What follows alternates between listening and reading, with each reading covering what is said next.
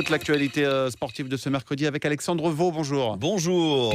Et Federer ne sera pas champion olympique en simple. Le dernier rêve du Suisse s'envole, contraint de déclarer forfait hier soir. En attendant, les rugbymen français s'envolent aujourd'hui direction Rio. Et plus loin des JO, on a repris l'entraînement hier à Toulon. Les rugbymen toulonnais après un été plutôt agité.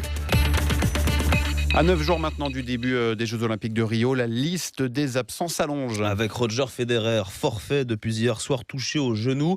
Un drame pour le Suisse car c'est le seul grand titre qui manque à son immense palmarès, Martin Bartoletti. Sacré en double avec Stan Wawrinka en 2008, vice-champion olympique en simple à Londres il y a 4 ans. La médaille d'or en simple est le seul grand titre qui manque à la carrière exceptionnelle du Suisse. Je suis extrêmement déçu d'annoncer que je ne pourrai pas représenter la Suisse aux Jeux Olympiques de Rio, a expliqué Federer hier sur son compte Facebook. Le recordman du nombre de victoires en Grand Chelem n'aura d'ailleurs remporté aucun titre cette saison, rarissime pour le numéro 3 mondial qui a gagné au moins un tournoi chaque saison depuis 2001.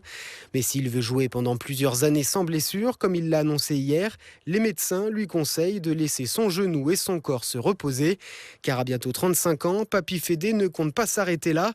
Motivé comme jamais, dit-il, pour revenir fort et en bonne condition pour attaquer le tennis en 2017. Et Rafael Nadal pourrait suivre à son tour, touché lui au poignet gauche. À moins qu'il ne joue que le double, il doit encore donner sa décision. Côté français pour ces JO, les joueurs de rugby à 7, eux, s'envolent aujourd'hui. Pour leur premier tournoi olympique de la discipline, peu connu en France d'ailleurs, on en suit plutôt le 15, qui n'est plus de son côté au JO depuis 1924. Il fallait combler le manque. Et Martin Daboville d'ailleurs, dites-nous comment on joue au rugby à 7.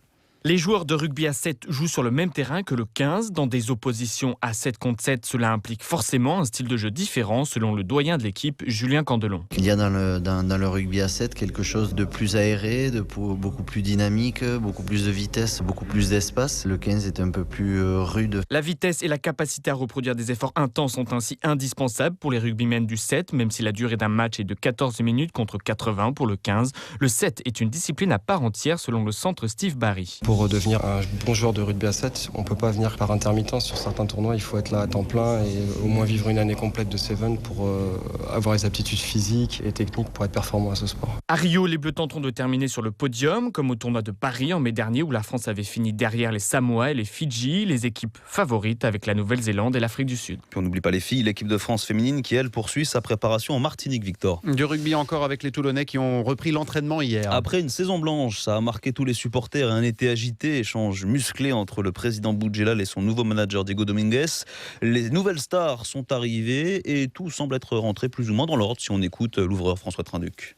On voit de suite la ferveur populaire au vu de tous ces supporters. Ça fait plaisir de se sentir soutenu d'entrée. C'est une nouvelle ère, changement d'entraîneur, changement de staff, des nouveaux joueurs qui arrivent. C'est une nouvelle page et c'est aussi, je pense, bénéfique pour travailler tous les jours d'arrache-pied pour écrire encore des belles pages de ce club. Et en foot, la saison reprend pour Monaco. Ce soir, 3e tour préliminaire aller de la Ligue des Champions chez les Turcs de Fenerbahçe. Les footeux, on termine avec ça, touchés à leur tour aussi par le phénomène Pokémon Go, à tel point que le médiatique entraîneur de Manchester United, José Mourinho, veut interdire le jeu au moins 48 heures avant les matchs.